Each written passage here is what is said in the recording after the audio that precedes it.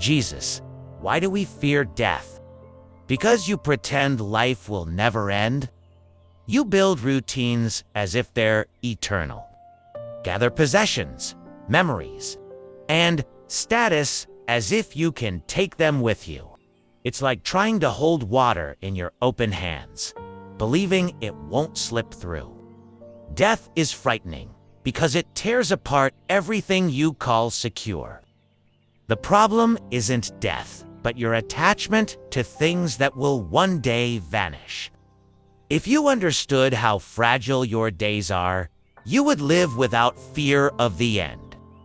Jesus Christ, isn't the fear of death natural? No, fear is something you've learned. When you were born, you had no fear.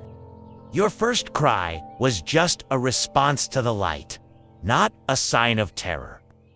Death is similar. It's a passage, but you've turned it into a monster because you don't know what comes next. What really frightens you isn't death, but how you live. You spend your days chasing things that rust, fade, or are forgotten. Then, when death arrives, it simply reveals what you don't want to see. You've spent your time on the wrong things, valuing what doesn't matter. Jesus of Nazareth, how can we face this truth without despair? By facing it head-on. Life is like a house with glass walls. Everything is visible. When you accept reality, you learn to die every day. You die to pride, die to greed, die to the need to control everything. In that daily dying, true life begins. You hold on to time as if you own it, but no one controls the clock.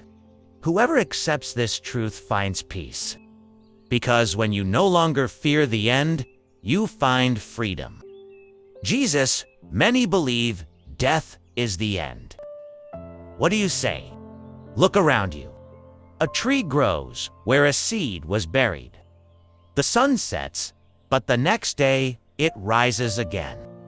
You call the end what is simply a passage. It's attachment that makes death seem so frightening. You cling to what you see and forget there is so much more beyond it. Eternity doesn't fit into human explanations because it doesn't demand logic.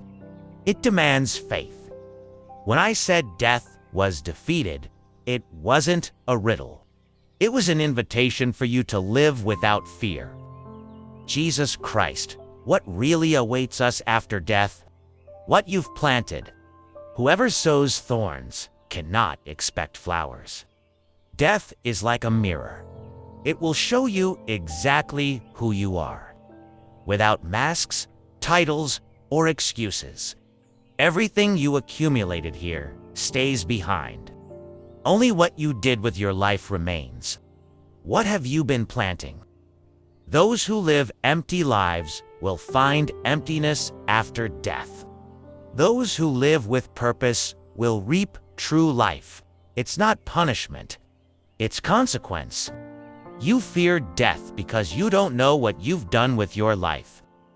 Why do we fear death? Because we haven't learned how to live. The fear of the end isn't in death, but in the regret of a wasted life.